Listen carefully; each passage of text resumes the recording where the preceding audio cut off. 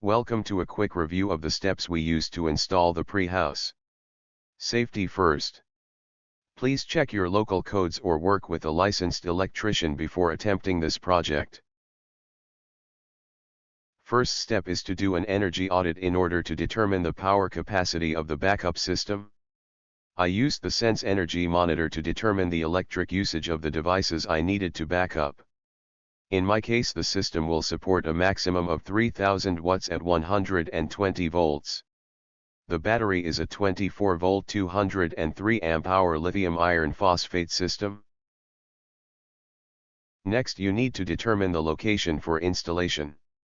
Typically this is directly next to the home main circuit panel. If this location is congested like you see mine was here, make sure you clear the area to complete the installation. My system was mounted to a 4-foot square 3/4 inch thick sheet of plywood that was attached to the cement foundation with 4 cement anchors.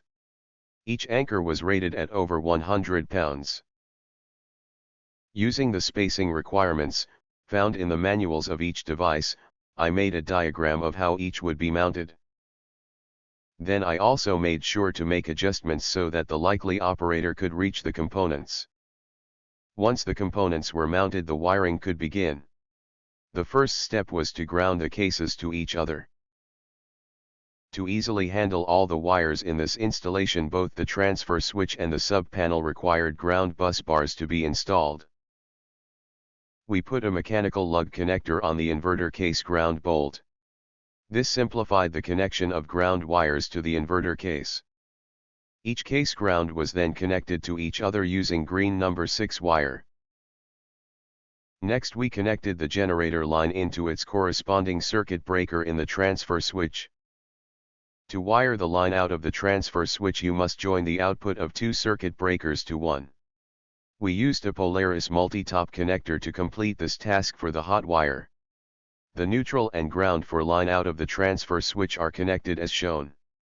The line out of the transfer switch becomes the line into the inverter charger as seen here. Using AC line out 1, battery supported, is wired out of the inverter charger to the sub-panel. Going into the sub-panel, the hot wire is connected to a 50 amp circuit breaker. Between the battery and the inverter charger, it is necessary to have a fuse on the positive side and a battery monitor on the negative side. We built a small platform to mount these two items. We put the battery monitor in a white electrical box so we could isolate the exposed wire connection bolts. The VenusGX was mounted. This is a system monitor and therefore has connections to the inverter charger and the battery monitor. This device is connected to the home network through Wi-Fi. At this point, it was time to connect the grid power from main circuit panel through a 30 amp circuit breaker. Orange wire seen here is connected to the appropriate line in circuit breaker. At this point, power was supplied to the inverter charger for the purpose of initial configuration. This process was conducted through a series of dip switch settings. Further fine-tuning of the system configuration is done through software and the VenusGX connection.